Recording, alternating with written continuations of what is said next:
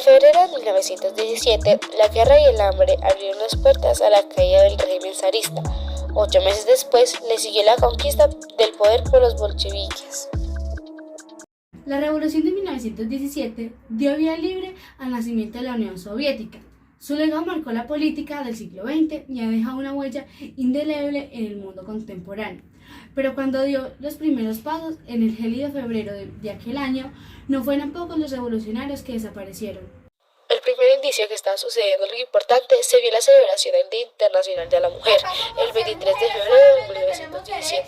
En el centro de la capital imperial, Petrogrado, la antigua San Petersburgo, se concentraban las masas de mujeres trabajadoras de la fábrica. A pesar que se les unió una magnitud de obreros discontentos y hambrientos, algunos revolucionarios se mostraban escépticos sobre lo que podía suceder. Alexander Shliapnikov era una figura destacada dentro del movimiento bolchevique, cuyo líder Lenin estaba exiliado desde 1905. El 25 de febrero, Shliapnikov comentaba: dadles a los trabajadores medio kilo de pan y el movimiento se desvanecerá. Las raíces del descontento ruso eran muy profundas. Bajo el zar Nicolás II en el trono desde 1894 hubo hambrunas en el campo y se agravó la explotación y la miseria en las ciudades a causa de la incipiente industrialización. Luego se dio la revolución de 1905, desencadenada tras la sangrienta represión de una manifestación en San Petersburgo. Una década después, la conflictividad había aumentado y las tensiones sociales y económicas se magnificaron con la entrada de Rusia en la Gran Guerra en 1914.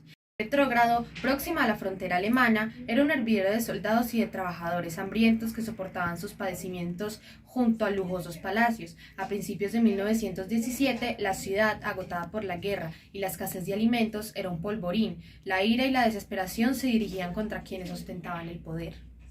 La Revolución de Febrero.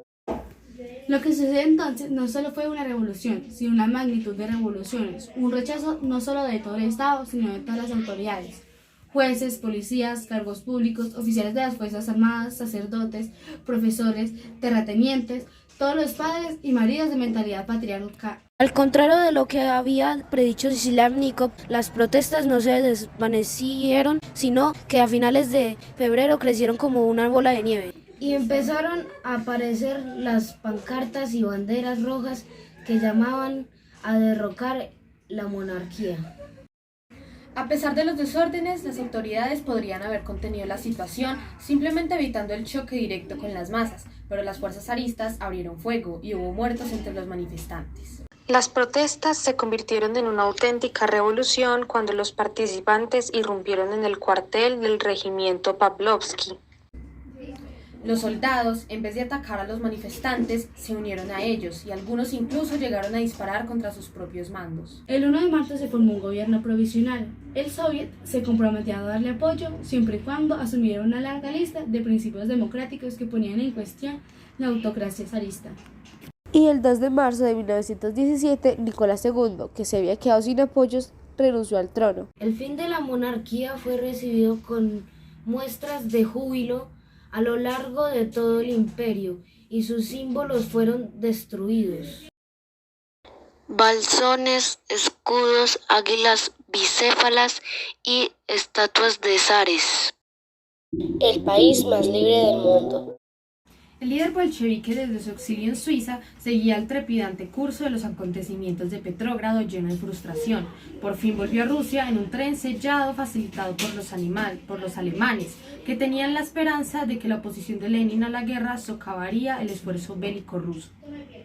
El día 3 de abril, Lenin llegó a la estación de Finlandia de Petrógrado con su decálogo de propuestas, las llamadas tesis de abril, para reclamar todo el poder para los soviets. Los escritos de Lenin, entonces dirigente de los bolcheviques, que era la antigua facción revolucionaria del Partido Obrero Socialdemócrata ruso, contradecía la teoría marxista, puesto que rechazaban la necesidad de pasar la primera etapa, la revolución democrático-burguesa, antes de acometer la revolución del proletariado.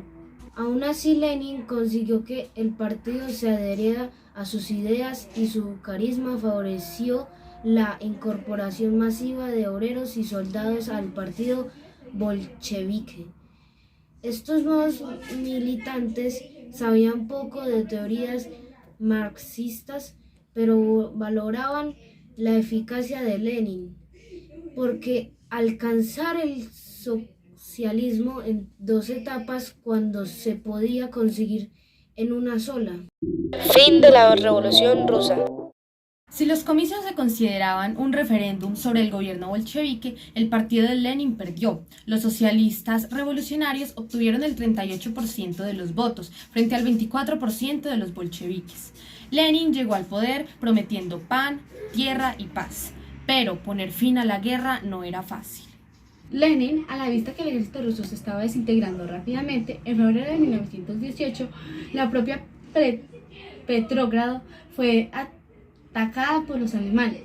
No tuvo más remedio que buscar un acuerdo de paz.